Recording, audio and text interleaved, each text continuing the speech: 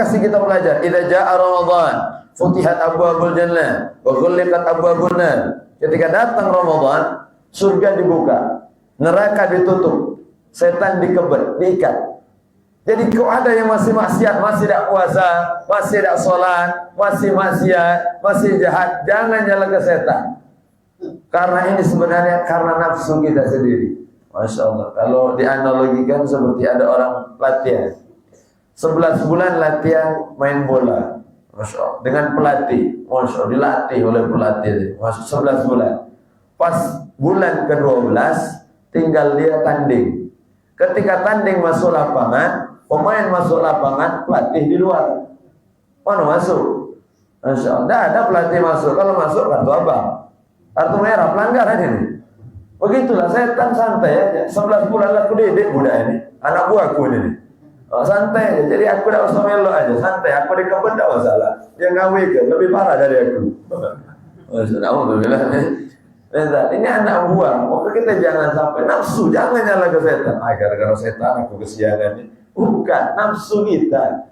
Maka Allah yang ajarkan nafsu inilah musuh yang paling berat. Maka Nabi setelah perang Badar 300 melawan 1000 orang, Nabi berkata kepada sahabat, raja'na min jihadil asghar ila jihadil akbar. Kita akan pergi dari perang yang kecil. Bayangkan perang yang kecil. Perang Badar itu terjadi bulan Ramadan.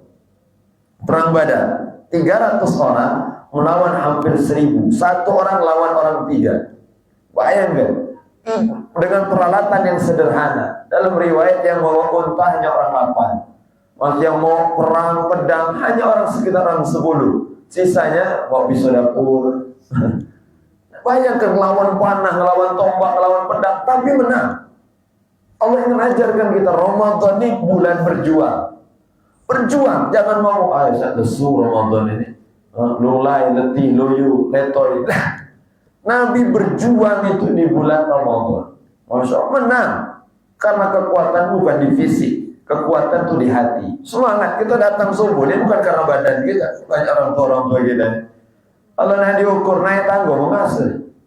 Ngawas tangga lah ya. Sampai ada bocor ini. Ngawas tangga. Tapi Allah mampukan kita. Anak muda, sehat, gagah, berotot, Masya Allah, lari, fitness dan sebagainya. Tak muncul setelah subuh. Wah, nih gua, lawan aku nih, pada besar. Hati melawan, subuh masih kesiangan. Tak usah ngomong bisa mengalahkan orang lain. Kalau mengalahkan diri sendiri masih terus kalah. Kadang bangga melawan, melawan aku paling melawan sini, paling kuat di sini. Sudah lah, subuh di mana? Untuk kasur, tidak melawan. Yang melawan itu dah, yang bangun melawan nafsu, melawan malas, melawan lesu. Datang sholat subuh menghadap Allah.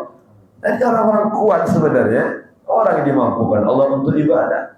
Maka luar biasa Ramadan pendidik untuk kita. Maka kata Imam Ghazali, Ramadan tarbiyatul liruhi. Jadi Ramadan itu memang pendidikan untuk ruh kita. Ruh kita dididik. Karena kita ini yang dinamakan manusia ini ada 2. 1 ada jasad, 2 ada ruh.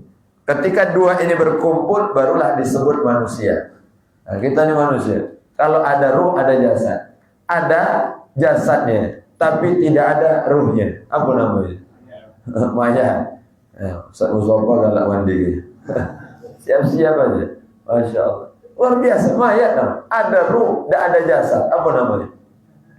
Antu. Ada ruhnya, Ustaz, gentayangan itu. Tidak ada jasadnya, antu itu namanya. Maka kita ini dinamakan manusia, ada ruh, ada jasad. Ini berkumpul. Ruh masih ada dalam jasad. Allah titipkan kita. Ini anugerah luar biasa. Kita ini jangan memiliki. Ini semua milik Allah. Ruh ini milik Allah. Walaupun sekarang ada dalam badan kita. Badan kita pun milik Allah. Masya Allah. Benar-benar tidak ada sedikit pun yang kita miliki. Tidak ada yang punya sertifikat ruh. Tidak ada. Nah, kalau ditanya, Ustaz, aku nih, ada kontrak dengan Allah nih. Sekian tahun hidup. Tidak ada. Kalau Allah ingin ambil besok, ambil. Milik Allah ini. Bukan milik kita. Masya Allah. Maka luar biasa. Tarbiyah liruh.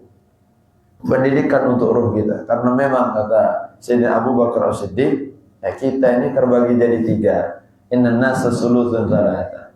Karena manusianya terbagi jadi 3. Pertama, sulusun lillah. sepertiga untuk Allah. Itulah amma. Alhamdulillah. Apa itu ruh kita? Sepertiga untuk Allah, itu ruh kita. Jadi ruh kita akan kembali kepada Allah. Semua yang taat, yang maksiat, yang ahli ibadah, yang bejat, semua akan kembali kepada Allah. Tidak ada ruh yang nyangkut di batang pisang, tidak ada.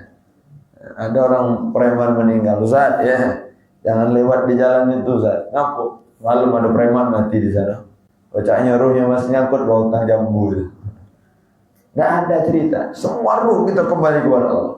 Masya Allah. Tinggal bagaimana kita menghadapnya. Masya Allah. Yang maksiat bagaimana akan menghadap Allah. Yang taat dalam kegembiraan dan kebahagiaan. Masya Allah. Maka ruh kita semua kembali kepada Allah. Yang kedua, sulusul li nafsi. Sepertiga untuk diri kita. Balik ke kita.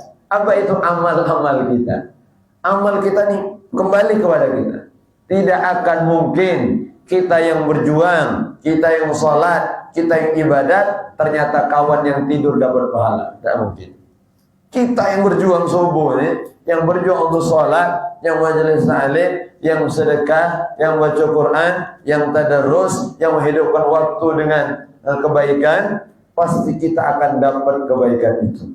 Allah tidak pernah zalim kepada hamba. Pasti capek kita, semakin capek makin besar pahalanya. Makin capek kita.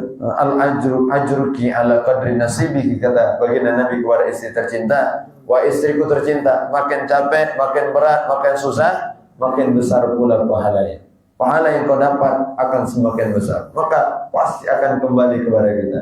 Tinggal kita mau berjuang atau tidak. Karena Allah sudah bentangkan jalan. Inna sam'a wal basara wal fu'ada. Allah kasih kita sam'a pendengaran, mata untuk melihat, hati untuk merenung, hati pikiran. Tinggal kita memilih mana jalan yang baik, mana jalan yang buruk. Kita milih jalan mana. Itu pilihan kita. Kitalah yang memilih kemana arah kita. Orang lain tidak bisa memaksa kita. Tidak ada. Orang lain mana bisa maksa kita. Kita ini murni, kita yang memilih sendiri. Aku mau sholat, datang ke musola. Aku mau tidur, tetap di kasur. Begitu pilihan hidup ini. Tidak ada. Maka dalam agama ini tidak ada paksaan. La ikraha fiddin. Tidak ada orang dipaksa-paksa. Masa sholat nanjak gitu. Tidak boleh. Tidak boleh. Sholat ayo sama-sama. Karena tugas kita hanya amar ma'ruf nahi, ngajak baik. Ada tidak senang dengan diajak baik? Ada. Masya Allah. Itu kondisi hatinya. Ada yang tidak suka dengar ceramah? Ada. Ada yang tidak senang dengar Al-Quran? Ada. Ada yang tidak suka dengan zikir, dengan salawat? Ada. Itu hati, bukan jasa. Urusan hati, kemana dia condong hati. Ada orang tidak demen ceramah, tidak demen Quran, tidak suka zikir, pening balanya. Tapi yang kadang aneh, kalau ada biduan nyanyi, duduk paling depan. Nah, itu masalah itu. Masya Allah. Nah, ini aware pula. Masya Allah. Kalau nak sedekah berat, tapi kalau untuk yang siko itu laju. Yang megah betul. Masya Allah.